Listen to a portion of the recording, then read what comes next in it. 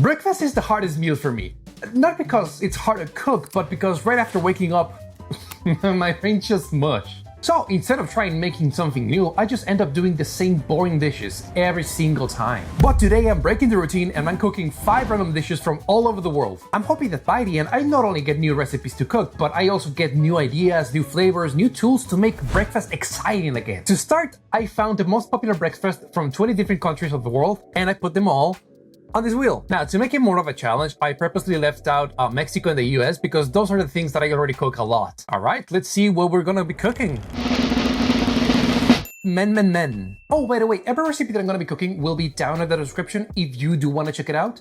And if you're down there already, I mean, you could hit subscribe if you want. Okay, to start, menemen calls for onion, but I'm using shallot instead. I find it goes easier with my wife's IBS. I put that on a bowl and I start preheating in my pan. I use cast iron here. While that goes, I dice a green bell pepper. Everybody has their perfect way of cutting it. This is mine. Doesn't have to be super fine. Then I combine that with the shallots in a bowl, and then I core and rough dice a couple of tomatoes. By now, my pan is plenty hot, so I drizzle enough olive oil to cut the bottom of the pan, and in I go with the shallots and pepper, but not the tomatoes. Time to prepare the eggs. Onto a separate bowl, I crack 3 eggs, season with a pinch of salt, and then whisk until homogeneous. By now, my peppers and shallots are sweated and soft, so in they go the tomatoes plus a heaping tablespoon of tomato paste plus the spices. Menemen typically served with Aleppo peppers, but I couldn't find it on time for this video. Plus my wife doesn't eat chile, so sorry to disappoint any purist watching this. After the tomatoes cooked, I pour the egg mixture and immediately start scrambling. Now pay close attention to the heat so you don't overcook the eggs, you don't want them all rubbery. I served it with a slice of toast, and while it wasn't much of a looker, it had a really nice warm flavor from the spices, and the sweetness of the tomatoes really complemented the dish particularly well.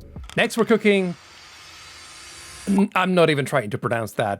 Jajecznica. This is just Polish scrambled eggs, so honestly nothing new. However, these are typically served with sausage, so I got my hands on some kielbasa, authentic Polish sausage. And I cooked it as I do any other scrambled eggs with sausages. I just put the meat alongside the eggs so they absorb some of the oil it releases. And there you go, I even garnished the plate with a little parsley I had on the counter. Again, this is just scrambled eggs, so nothing fancy there. But the star of the show definitely was the sausage. Oh man, that has to be one of the best sausages I've ever ate. It's so perfectly spiced, it makes the whole dish stand out. I can't recommend that enough.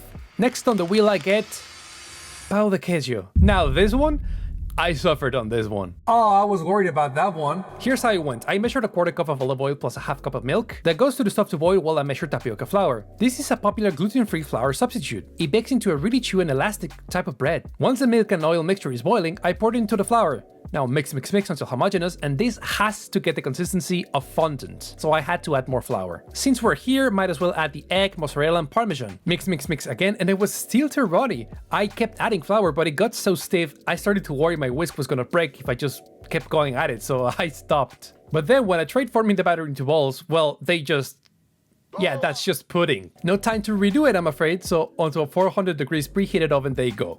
After 20 or so minutes, they came out looking better than expected, if I'm being honest. But in the texture department, yeah, they were too thick and they also needed more salt. So I'm calling all that a failure, but it's all on me. And spin that wheel. Spin that wheel. Tosta mista. Back to the simple dishes, I see. Tosta mista is just a ham and cheese sandwich with some oregano. So I bought the best ham I could buy. I also bought some Gruyere. A fun fact, if you search for gourmet cheese on Walmart.com, canned nacho cheese is the top result.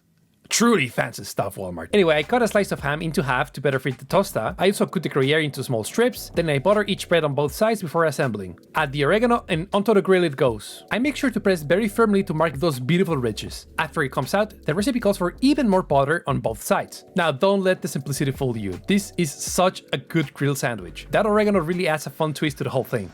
Alright, and for the grand finale we get Gier Marie, a Korean rolled omelette. This is a fun one. Recipe says you can use any vegetable you want, so I go with carrot and pepper since it's what I already have. Now, you only need a little, so I cut only part of this carrot and dice it as finely as my effort is willing to go at this point. It could be finer, but I mean, it's fine. Next, the pepper. since again you only need a little, just the cheek is plenty. Dash it as finely as you're willing to go. Next, I crack a whisk 3 eggs. I use chopsticks to stay within the theme. While the mixture sits, I preheat a non-stick pan. The non-stick is crucial here. When the pan is just about to get there, I mix all the vegetables with the egg. Onto the pan I drizzle enough olive oil to cut the bottom, and in it goes half of the mixture, or enough to make a small layer of egg. Look how I swirl the pan slowly to try and extend it. Now I just let it sit under medium-low heat until it's barely starting to set. Then it comes time to roll. This is why you need it to be non-stick. Using my spatula, I just gently push the egg from the bottom one little bit at a time, trying to roll it. Then, once that's done, I slide the whole thing to the side and pour the rest of the mixture. You could use less of the mixture and repeat this more times to get thinner rolls, but I was fine with some thicker layers. Once the egg is about to set, I finish rolling the omelette and let it sit covered with the heat off, just to let any of the residual heat finish cooking the egg. And after some cutting, it's ready to plate. This is a really novel way to eat eggs, at least for me. It's really eye-catching. Flavor-wise, I would add some sort of cheese next time, but I mean, overall, pretty good.